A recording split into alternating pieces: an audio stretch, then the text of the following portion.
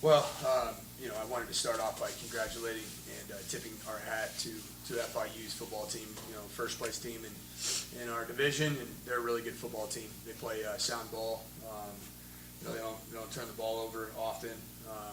They run the ball, they stop the run, and obviously we came up on the short end of the stick, but I do think the theme continues to be finish. Finishing drives in the red zone. Finishing plays in the kicking game. Obviously that was critical. And then the last thing was just we got to be opportunistic when we have our opportunities to make big plays. Either in the passing game or just we got to be opportunistic and seize those moments. But one thing I will say is there are a couple positives to point out. The fight, saw a lot of fight from everybody on that roster. Did not see anybody quit. We got out of our run fit at the end of the game, which led to that big touchdown. But guys were selling out, trying to get the ball back for our offense, and legitimately felt like we had a chance to go down and score again. But did not see any quit, and I thought Ben Holt played a monster of a game. I think 19 tackles, school record, tied a school record. He just keeps fighting, leading. And then our offensive line, I think, continues to get better, and that was one of the better defenses that we've faced this year overall. Very sound, very solid team defensively. So I'll open up for questions. Make field goal look like it was there. They just made a play. Is that kind of what you saw? Yeah, there's that's a play that we've been practicing. It's been brewing up actually for the entire season. We had it up against Wisconsin and kind of through the year, I think it was a situation where it was available. It was there. I'll have to watch the film exactly. So I think there's actually 3 options on it. I think there was at least 2 of them were open. But it's a little bit. It kind of sums up the night a little bit, right? Just didn't seize on that opportunity, and we'll see what that was because of. But to it, we got a short week. We got to get ready for middle.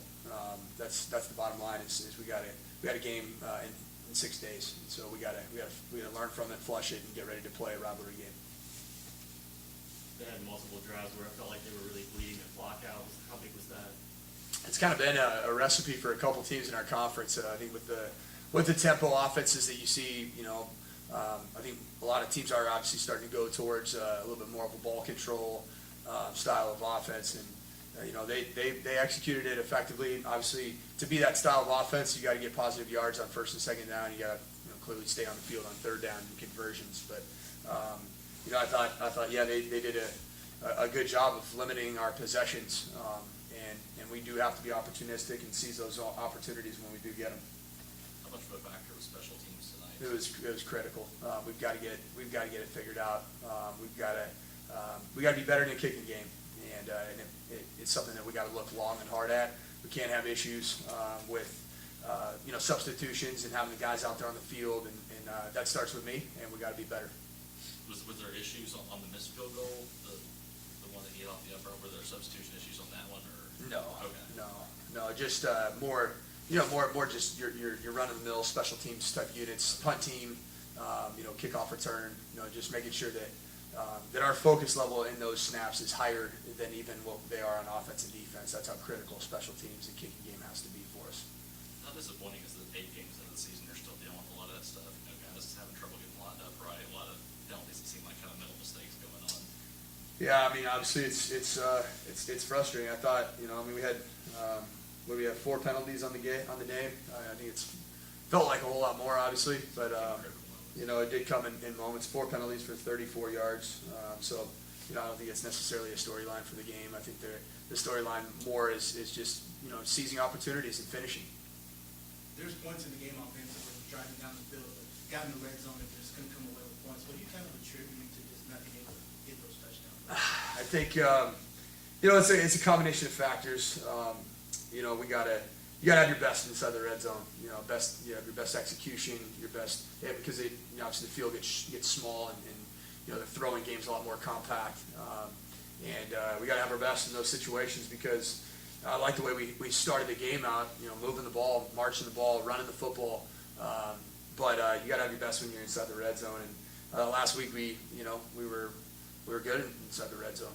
I think it was a lot better of a day inside the red zone for our offense, and today was clearly not. I think we ended up red zone scores and chances. I mean, technically we're 3 of 4. Felt a whole lot worse than that. Let's be candid. Missed the field goal, but we got to score touchdowns in those drives. I mean, that's our goal every time we get out there, is that we want those drives to end with touchdowns. And when you get 4 chances in the red zone, you got to come away with at least 21 points out of that. You have to. Middle on a short week, what was the process getting ready for them on the day? Yeah, we're basically going to kind of condense our Sunday and our Monday into one day. So, and then we'll get right back on schedule. So we'd already planned it out. It's all ready to go.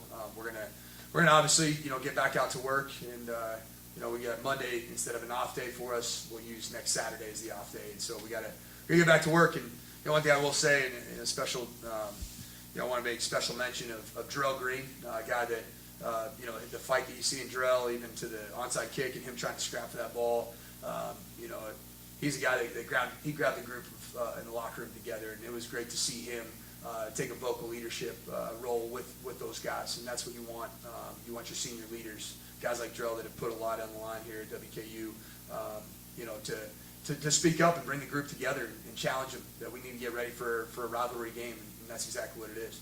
How do you keep your team motivated moving forward, knowing that you're going to miss out on both teams? It's a matter of pride. I mean, it really is, and it's about these seniors, these 10 seniors, sending them off the right way. It's about us, making sure that those seniors they finish their careers on a high note, and I think that's critical for us. It's critical for them, but it's also for these underclassmen that are. That we want them to play for those seniors and in the process grow too, grow themselves. Anything else? Davis took that hit and then only played one play after that. Is there any health concern with that? There wasn't, just seeing the nature of the hit itself. We actually had the red zone package was up for Stephen Duncan. That next play was not in response. It actually was not in response to Davis getting dinged up. As a coach, when you see a guy that takes a hit that a targeting call is called and confirmed, you obviously want to make sure that they're fine. And Davis did check out okay, just to make that clear. Davis did check out okay, but clearly I don't want to throw him back out there right after that hit and run in between the tackles with the quarterback. Anything else?